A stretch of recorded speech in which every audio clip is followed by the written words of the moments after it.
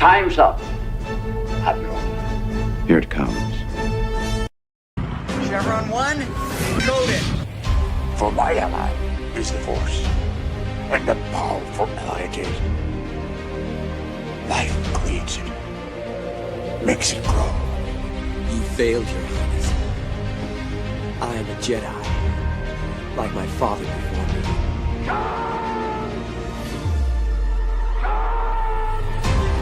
Cry havoc, and let's set the tongues of war. Chevron 2, encoded. Conan, what is best in life? Crush your enemies, see them driven before you, to hear the lamentation of your women. Song reflexes. I'll also say that you're heavy into martial arts, Tai Chi and all that killer stuff.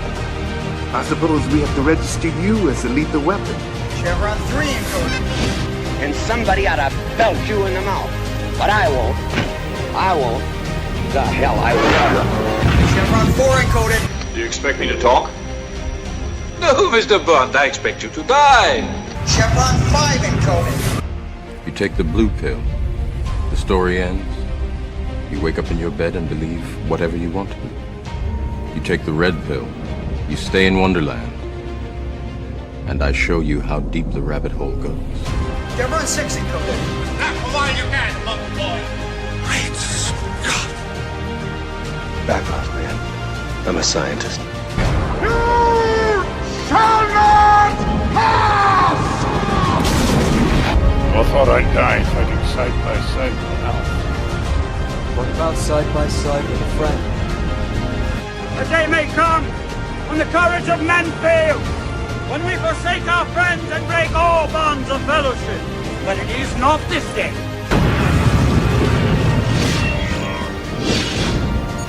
Chevron 7 is locked.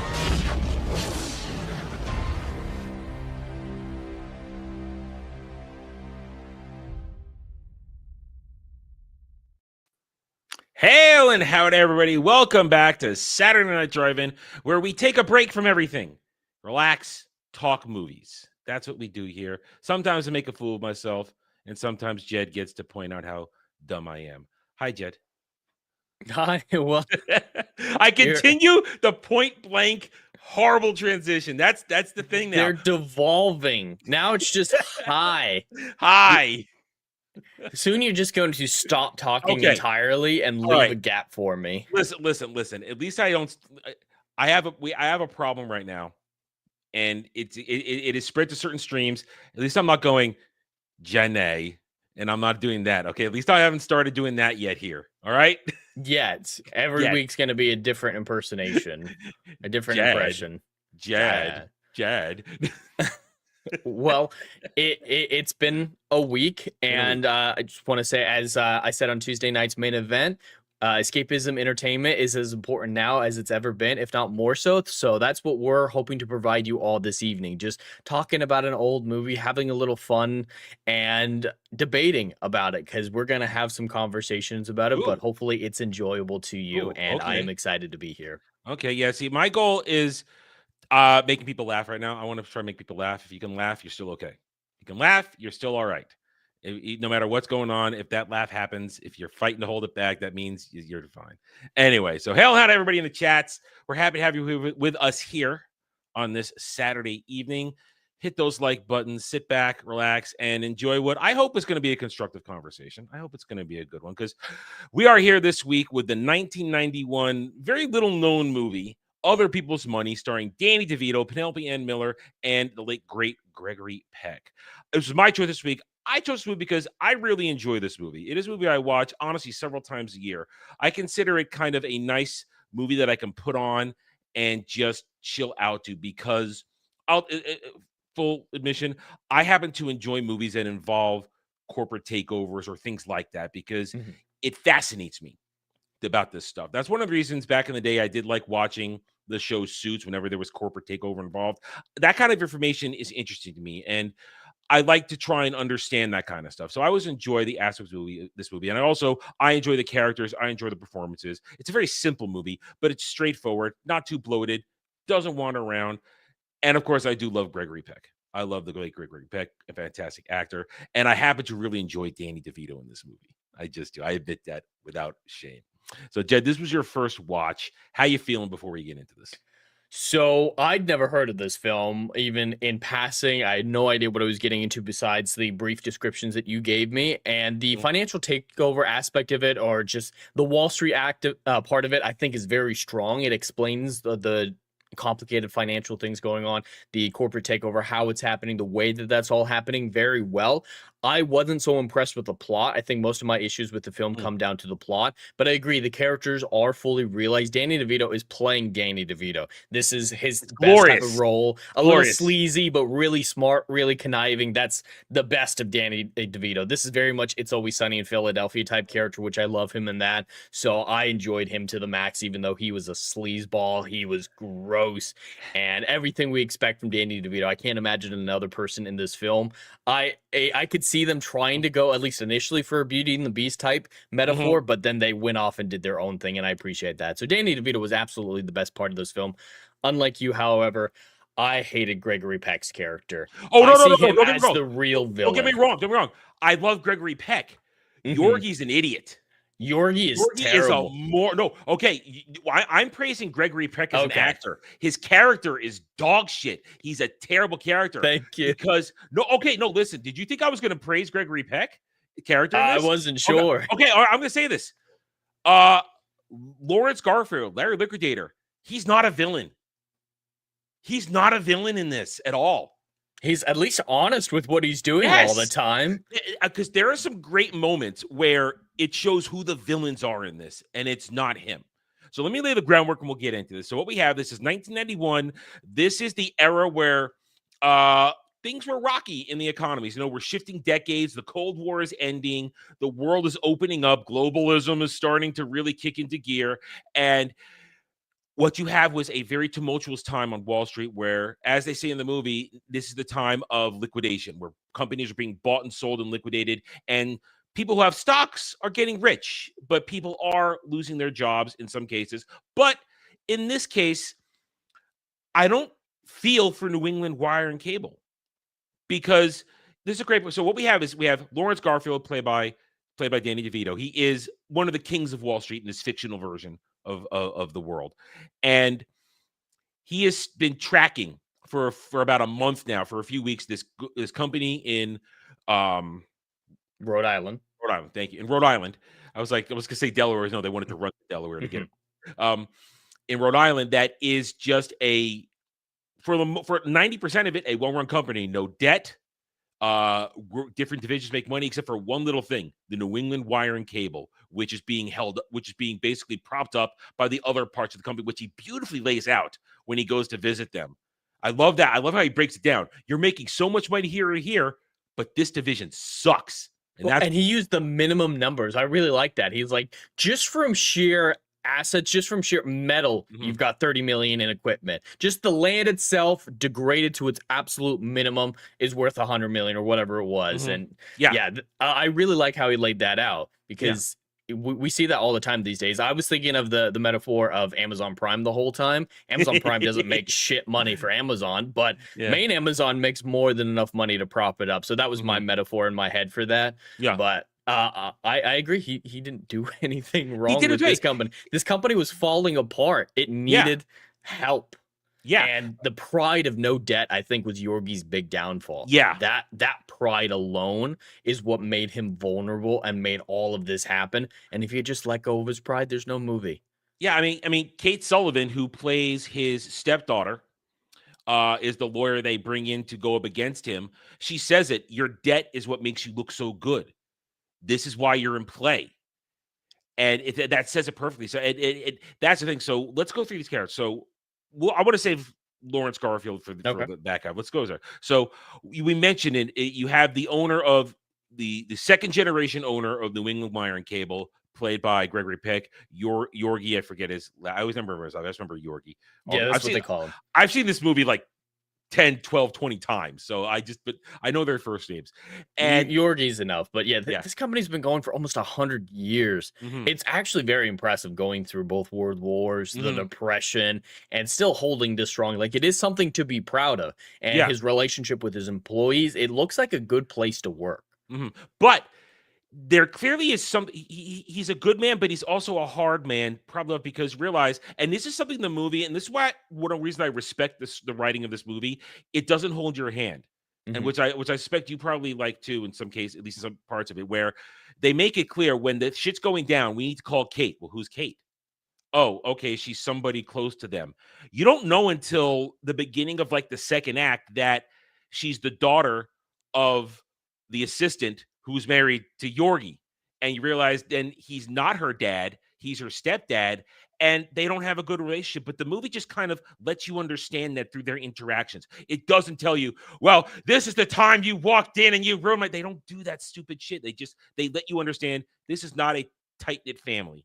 Well, And it's a common relationship, a common thing for daughters to not like their fathers or stepfathers in this case. So they're building off of established animosity to just lead you in and focus on the financial thing. So it's a very good way of giving just enough for the audience to fill in the details on their own. Yeah. With the details that aren't necessarily important to the plot. You Yeah. just need to know they have a rather strange relationship, haven't talked to each other in a very long time. And that's enough. We don't need, hey, you didn't give me a bicycle when I was 5. It doesn't matter. Yeah, because clearly he's been her stepdad for decades. Mm-hmm. But we don't ever learn anything about that. But that's where the movie says, we're not going to bother you with extraneous crap. We're going to keep it on the two plots of this movie: the fight for New England Iron Cable and the relationship between Kate and Lawrence. I'm glad you used the word relationship and not romance, because no, he wants it to be a romance. He does. She doesn't know how to deal with it. That every time I watch this movie, I keep analyzing it. Yeah, I can never quite tell if she's into it or just scared.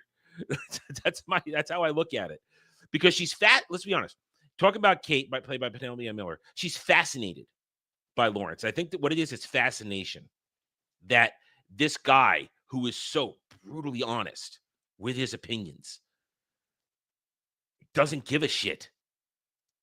And she can't, and in the beginning, she can't quite understand. So she gets, after the movie starts where Larry comes in and says, I'm the stockholder. I'm the one that's raising your stock. And now I want my dividends, and I want to make the people who are also stockholders, I want to get them their money. And that means shutting down this division. But they can't. Which is handle not a unrealistic ask. He is a major stockholder, and this division, like we've mentioned, is not making money. It's being propped up from nostalgia as much as anything. It's where the company started. It's the infancy of the company, all branched out from this one company. And yeah, Yorgi can't let that go. Yorgi's pride is just that's why I consider Yorgi the villain of this movie. I consider him the worst character. I mean, he serves his purpose, but it's just like, wow. I want to slap him so many times. It's frustrating because you're realizing everybody else is saying, do this, do this, do this, try and save your company. He's like, no, I'm going to do what I always have to do. He just kept his head in the sand, constantly like, oh, it's going to work itself out. Oh, it's going to work itself out. No, it's a crisis. Buy some more shares. Just do it out of state. All right, I'll do it. And then use in-state broker to do it. Yeah, I mean, and we'll cut to the final. When we get to the proxy fight and he gives his speech, it's a flowery speech, but it's a speech that is empty. Talking about when America rebuilds itself again. Dude, that's 91. We're 2025. We still haven't rebuilt our roads and bridges. So, I mean, go ahead. Oh, it's an emotional appeal. There's no substance to it. It's empty, like you're saying. That's why Danny DeVito has a right to call it out as a prayer for the dead, because it has no logic behind it, has no financial sense behind it. And why would these people want someone who's so emotionally driven and so devoid of financial sense to run their company and manage their stock? Their financial livelihoods depends on this man who's just like, wouldn't it make it feel good if I was still in charge because my daddy made the company? Versus this other guy, hey, I have a lot invested in this company. I want to make myself money, and by extension, that will make you a lot of money. This is how we do it. Who's the more attractive proposition? Who's the one being real here? That's why I love the character of Lawrence Garfield, because he is exactly what you see. Pretends to be nothing else, and he tells you the truth. He doesn't lie to you. tells you the truth. And we'll go to that now. So Lawrence Garfield comes in to buy this, and he tells him exactly what it is. I'm going to take this. You can either work with me, or I'm going to take it from you, and I'm going to make money for myself and others. And in his speech during the proxy fight, he says they have increased the wages on these employees for doing nothing for decades. And yes, we're talking about real people here, but like you said, head in the sand, pretending that the industry of at the time, as the movie presents it, wire and cable, is falling apart. And so Lawrence decides, yeah, I'm going to do this the hard way, and you're not. And I love his first speech when he's standing on the balcony overlooking the floor of it. Says, I'm not a short-term, I'm not a long-term player. Mm-hmm. You don't get to do this with our money. You don't get to behave like this. You don't get to pretend, essentially. And it's just the real of it, and I love it. And then Kate gets introduced. Now, I think the introduction of Kate Sullivan is a little rough, where her coming in first, but then her first interaction with Lawrence is a little, it's one of the few things I criticize. It's a little off, because I like her as a character, because it's how you present a strong, capable woman, at least especially in 1991. They're not trying to make her a badass. They're trying to show she's competent in her job. And the movie does show she's competent as a lawyer, especially with she could have won if Georgie had listened to her. Yeah, that's the thing. If they had played by her rules, they could have won it. At the same time, what I do like is they show her competence throughout it, especially with the constant Japan, constantly seeding that the whole movie, culminating in what I'll talk about at the end is a very realistic ending. It's one of the reasons I like the ending of this movie. It's not a happy Disney-fication ending. It's an ending that I can see happening. And because it's the real ending. Anyway, so they go at each other, but her first introduction to him, it's a little much, I think, when she's in the office for the first time.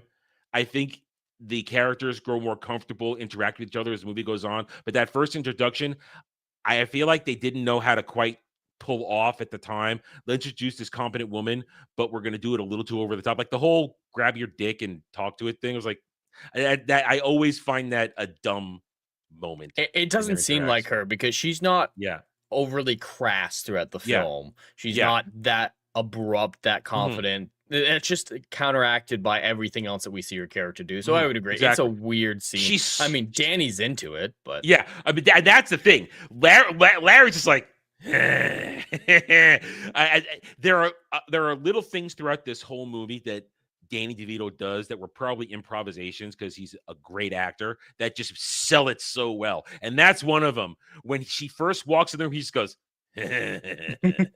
that's why this could have been any other actor than Danny DeVito. He just emanates sleaze in just the right way. Yeah, and it's glorious, and it makes it fun. The thing about it like this is that Lawrence Garfield, for me, makes this movie fun to watch, because I watch him, and he may be a sleazebag, but he's smart. He predicts all, except for the one move where she gets him with the technicality. He predicts everything she's going to do, because he's done this dance multiple times. Except this time, he is infatuated with this woman who is not backing down. And they, like you said, they tried to get a little bit of romance in here, and I think they altered the script halfway through to say, you know what, let's not have it be like that. Let's keep it the will they, won't they coyness, and she's both fascinated and disgusted by him. So I still think they went a little too far with the "I'm in love with you" speech. I'm not a fan of that Danny DeVito moment where he's just like, "I'm in love with you." There is a problem with that. There is a problem with that, because his opening monologue movie, Money, it's the most thing I love most in the world, because it's better than a dog because it won't poop, and it's better than everything. It's better than a donut because it won't make you fat. Although you don't have to be hungry to eat a donut. I love that line. But actually, I do have to be hungry to eat a donut. It does taste better when you're hungry. It does. It does. But he says it's money that I love. But then in the beginning of the third act, he's falling in love with her. But then the final scene of the movie, when they're back on, he's saying it's money that I love. There's a little bit of a conflicting narrative. I can't decide if he had an arc or not. That's why yeah. I actually hate the ending. The ending is my Oh, okay. least favorite part of the film. Not how necessarily the board meeting wraps up. I'm fine with how all the votes go. The That proxy last war, scene. yeah. The proxy war, I think that ends well enough. It's just that scene with Danny DeVito where it seems like he unlearns everything he does, and then it's like, hey, everything we've been building towards, it's not over yet. And it just feels so unfulfilling. It could be a bad ending, it could be a good ending. It just is an unfulfilled ending, and that's why I really hate it, because it's straight up saying they're still negotiating, they're still figuring out the future of the company, and then it won't tell you. Like, I want to know, did he liquidate it? Did he put? He was gonna go. He was gonna go with the airbag thing. He was gonna go because it would make him money. Well, her offer was specifically, we buy you out, and then we make the money from the airbags. That was her offer. And so it's just it's dragging you along and then doesn't pay anything off. See, that's for me, it's that scene. Okay. I fucking hate that scene. Really? See, for me, it feels like Blue Balls, the movie. Oh, see, for me, that scene is the game continues. The game of cat and mouse continues, because that's what it was the whole movie. Back and forth, tit for tat, and who's got the advantage. And once again, he still has the advantage in the end, no matter what he says. So that I like the ending, because I like the way it leads up to the proxy fight. There's such a legitimate The proxy fight is good. And the whole thing with that is, that's how it should be. This is how that movie, it's how that proxy fight should be, because you're talking with a guy who knows how to do this against a woman, a lawyer who doesn't understand it, but her client is retarded and is incapable. So, I mean, the movie follows the up and down path, the back and forth of this and that, where Kate thinks she's a little more intelligent, she's a little more crafty than Larry. But every time she leaves, we see how intelligent, because one of my favorite scenes is when they're negotiating at the sushi restaurant, and she thinks she's speaking Japanese. He's just lounging. He's purposefully asking for a fork and a knife, no bread. He's behaving like ugly American. But then as soon as she's gone, he starts talking Japanese to the waitress, and then he reaches for the chopsticks and starts eating properly for the setting. It's those little things that I enjoy every time. It's just the tiny little things, or making her wait when she comes to visit while he's standing there in his underwear playing his violin. It's the little things. And or when all is said and done after the proxy fight, and he's sad that the chase is over, he's lying there, and his chauffeur comes in and says, "Boss, you want this? You want that?" And he's like, "No." And he goes, "You want that carrot cake you like?" He goes, "No." It's the little things, but it's a very straightforward movie. There's no deviation from the story. It keeps it on track. I forget how long it was. I think it's an hour 45 minutes. Yeah, something like that. I don't remember exactly. I mean, it doesn't. All right, let me ask you: do you feel like the movie dragged for you at all at any point? Yes, so much. It felt so slow to me, and like the plot was meandering. That's why I'm saying I really have a problem with the plot and how the plot's resolved. The characters I really like.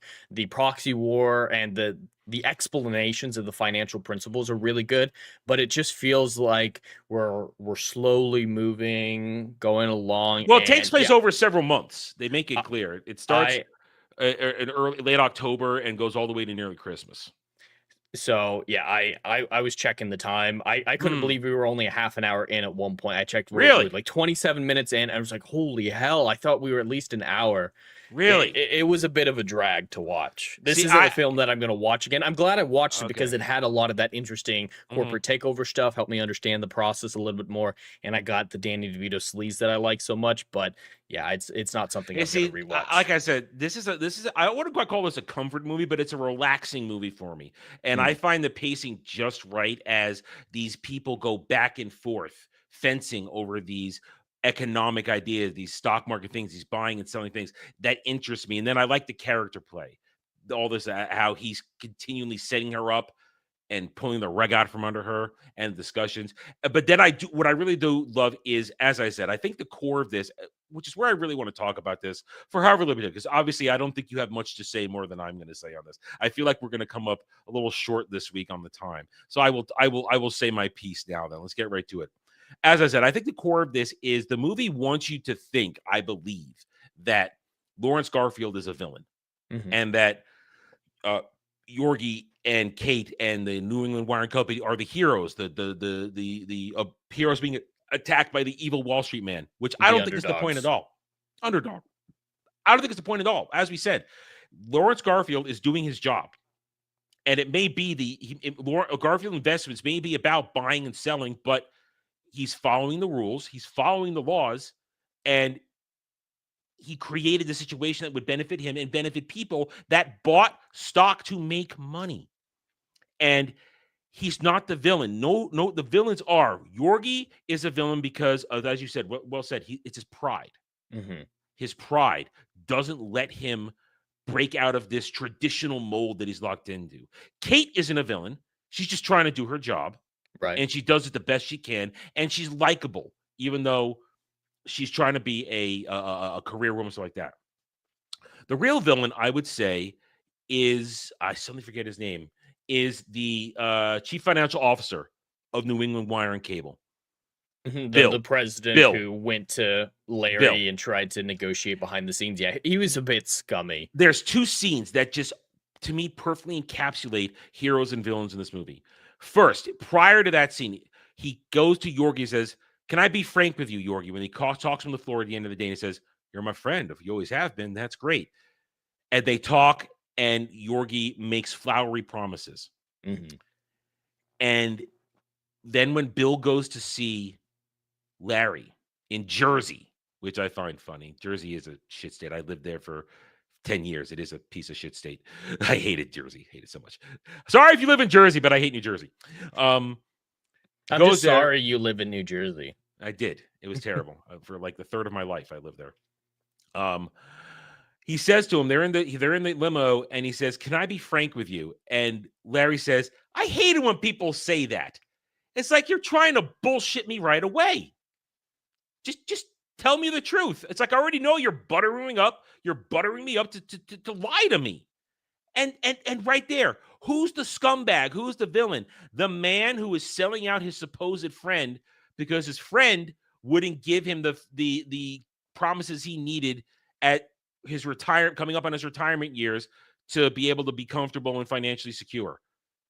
And I love that comparison of those moments. And I think the script does a good job of, can I be frank, in both those instances, the two different responses. One from the traditional, "aw shucks," and I'm very naive, to the, "why are you bullshitting me," with that opening line. And I love that. That is the villain. And then later on, when Kate says, "How you going to vote, Bill?" And Bill just goes, and walks away without saying anything. These are the little things in this movie that always speak to me, and I love the nuances. It is a nuanced movie. It's not jumping out. It's not dragging along this up and down. It's not Wall Street, another Wall Street type movie. Greed is good, that kind of stuff, where you watch the rise of Charlie Sheen's character at the same time as Michael Douglas's character, all that shit. It's not like that, which is a similar type of thing. Similar type of story. It's not that where you're constantly going, "Oh yeah, no." This is a very slow paced movie, but for me, the slow pace works. And it's the characters and the nuance of the interactions and the little things like that get me. And as I said, it's Danny DeVito. Danny DeVito sells this movie from beginning to end. There's this great line when she gets him on the technicality restraining order, and his lawyers are all arguing in a room, and he walks in there with his secretary and the donut, and he walks around everybody, "My guys," and he gets head to the table and says, "You all suck. You're all bad at this. You know what happens when you're bad like this? The commies come back when capitalism collapses. Don't be away. Don't you think they're not waiting? They're going to be here. They're going to get us." And I love that moment. It's like the commies will come back. Well, he ends it so well by saying, "You know what? That wouldn't be all bad, because you know what the commies always do? They always shoot the lawyers first." I love it. And it's true. It's all true. That's why I love it. There's certain truths in this movie. This is also why I like this movie. This movie tells the truth about a lot of things. It tells the truth about the economy in 1991, which is the same in many regions today. We haven't rebuilt America. The roads, the bridges, they're still falling apart. Japan tried to take everything over. That was the thing. I mean, you weren't there because you were. I'm aware of it, though. Japan was I've literally seen Die Hard. Japan was literally trying to. There were movies about Japan coming in and buying stuff. There's a movie starring Michael Keaton called Gung Ho, about Japanese buying a car company, very similar type of stuff. So the Japanese were trying to economically take over the world. And there's a line that Danny DeVito says that is, to me, very telling. We've gotten fat, we've gotten complacent, and we're screwing up our education. That's why I'm telling all my people to learn Japanese. And even in Yorgi's speech, there is a really good line in his proxy war speech where he says, we're going to become a world that does nothing but make hamburgers and lawyers. I think it was Yorgi said that, or was it, it blurred together. One of them said that, but that's an outstanding line because, Jed, where are we now? In a world that makes lawyers and lawyers. There's some it's an unsubtle movie. It really has some great points that it puts in your face and lets you know very clearly about them. Yeah. And that's why I appreciate it, because the things being talked about in this movie today are still relevant now. This is why where my points are going in this. To me, you don't like the slow pace. The ending you don't like the ending, but I like it all. I think it all fits together well because it still is relevant. And that's, to me, why I can watch this movie and not get bored. Does it look dated with the technology? Oh, airbags are about to be in cars. No cell phones. His limo I has agree. a fax Update the machine in it. technology and you'll be able to tell the story today virtually the same. Yeah, that's the thing, though. It's still relevant. And that's why I think this movie does hold up if people choose to watch it, because the story is still the same. The points are still the same. And the characters would still work in today. There'd probably be a little more stupid slang thrown in, because I think the dialogue is very. I think the dialogue is tight in this movie. There's no waste. I mean, yes, Larry gets very crass at times, and I do cringe at a couple of their exchanges because I'm like, it's a little that way. That's where I always lose a little bit of my points in here. But the exchange, the dialogue, they don't leave anything out. They tell you like it is, and that's why I like this movie.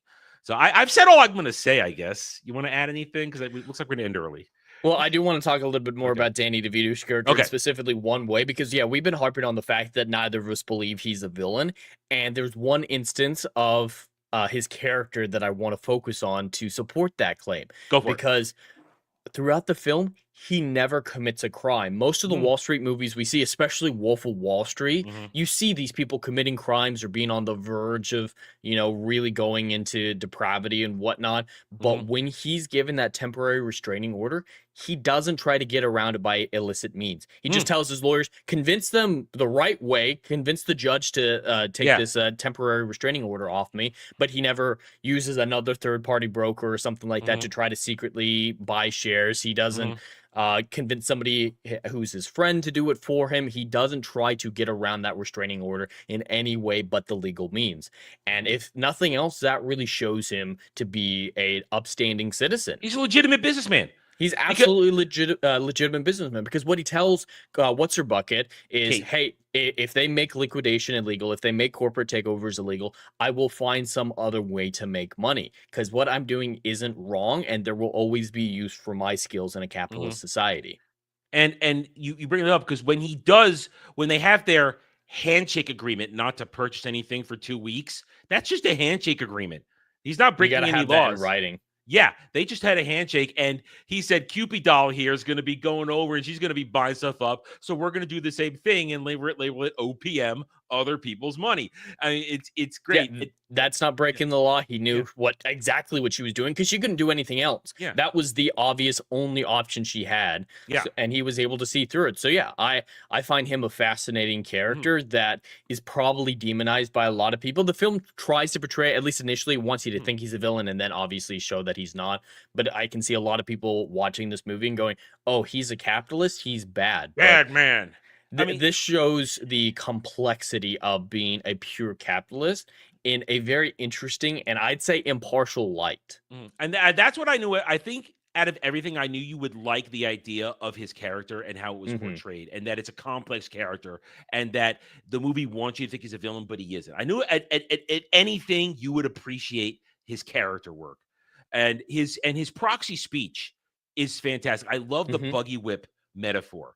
It's such a good It's metaphor. so sound. There's countless examples of that throughout history of when something becomes obsolete and people cling on to it too much. There will be a point where certain careers that are booming today will disappear. I mean, Mhm. everyone's worried about automated machines and AI taking over in every facet of society. That's not going to happen everywhere, but there will be places where it does take over, like in car Yeah. factories. That's a big Mhm. thing, is automated equipment taking over. But as we've seen time and time again, when the buggy whip industry went under, when cable and wire kind of went downhill, the economy finds a way to move those resources, reallocate manpower and money, and capitalism finds That's a way. capitalism. The customer will always demand something, and somebody with an ingenious idea will find a way to deliver the product Mhm. or deliver the means to make and create a new revenue stream, a new industry. It's just what it is. And there's nothing wrong with that. I mean, and let's be honest, capitalism can be ruthless. Capitalism can be unfair. It can be But abused. and it can be abused. Pure capitalism, they say fair capitalism, that's not good. You can't have it pure, because then there will be people who will take advantage and ruin lives. But capitalism historically is what makes money for everybody, provides jobs. I mean, no matter what you say, New England Wire and Cable as a business was a job for that small town, a small town that didn't even have a Dunkin' Donuts. That was a big deal back then. How can I have a Dunkin' Donuts? But Danny DeVito wasn't going to just wipe out that company and let Yeah. nothing stand in its way. He was going to reallocate the resources into the other companies that were making money, Yeah. expand those other companies, because that's what I think happened. I don't think he liquidated the entire company with all the No, branches just the off wire and and division, just which cable, wire makes and cable. sense. Yeah. At that point, before the airbag thing came in and rescued the company. yeah. But he was fully willing to say, all right, we have an opportunity to make this company viable. Let's make this company viable. Yeah. And yeah, it's not villain behavior. It's logical behavior. Yeah. He's pointing out a real flaw in the way that this company was being run. And given a few more years without his involvement, Yorgi would have driven the business into the ground. it was going Everyone to was go going under. to lose their jobs. Everyone was Anyway. going to lose their stock value. And it could well be argued that Danny DeVito saved that town. Oh, I believe you're right when you say that. You're absolutely right. He saved it because he gave them a chance. He forced them into the 90s, essentially. Mhm. He forced them into the 90s, where you have to change and adapt to the new technologies and the new markets. Airbags. And that was the truth. But 1991, there was not an airbag in every car. Now, 2025, if a car doesn't have an airbag, you're driving something that's retro, and you did that on purpose. Everything has an airbag now. Hell, you got 5 freaking airbags in some cars. If you Yeah, the count side airbags are Yeah, what? airbags But I had everywhere. no idea there were wires involved to such a degree that it could Oh. save this company. I guess. I mean, something has to be the framework, I guess, of the bag, and something flexible, like a wire that will have tensile strength, but not snap and break, but contain and create the cushion. That's my guess, as someone who doesn't understand the technology, at least back then. I'm sure airbag technology is drastically different than it was Of course. 25, 30 years ago. But it's a fascinating thing to think about what you just said. That you're absolutely right. That company, at least the wiring division section, was going to go under. And 'Cause you bring a lot of them, the side companies down with it. Yeah, because they were supporting it. Because at one point he says you have a was like a heating company. Yeah, a plumbing company, a heating company that are doing really well. They're not doing great, but they're doing what they're supposed to. Nowadays, plumbing and heating, that's big business. Nowadays, that's huge business. If you are a plumber, you make bank. You do. They charge bang. But Yorgi, his pride would never have allowed him himself to let the wire company go under. He would have led the other companies dry, trying to cling on to his baby, his father's baby. So yeah, it would have brought down all the side companies. It would have brought down the entire enterprise. When that one went down. And you're right. Brought down the town with it, because they all talked about how this town relies on this company. Yeah, I don't know how a town of 300,000 is that small. The sign said 300,000, and that's it did. I never noticed that. That's way too big for what they're describing to be reliant on one company and no Dunkin' Donuts in this time in New England. But I'll assume the prop was wrong. But listen, this has probably had a very small budget. Danny DeVito is probably the most expensive person on this. This is the end of Gregory Peck's career, so he wasn't demanding probably a high count. And this was the beginning of Penelope Ann Miller's career at that point. So they probably didn't have a very high budget or anything like that. So that was probably a mistake, and they missed it. And they probably thought nobody would see it, but you did. I've never seen it that whole time. My eyes are never on the town sign when I'm watching that scene. So of course you would catch it, point it out. Ruin the fantasy. It's a minor prop error, but it's not it's incongruent with the rest of the film, so you assume the writing. You default to the writing rather than the prop. But I mean, with all our disagreements and agreements, I think we can agree though that this movie, with its points, its topics, its personality, is still relevant today. Which is why, for me, it is a movie that I can go back to and enjoy. We're 40 minutes in. Might as well wrap it up. You want to say anything else?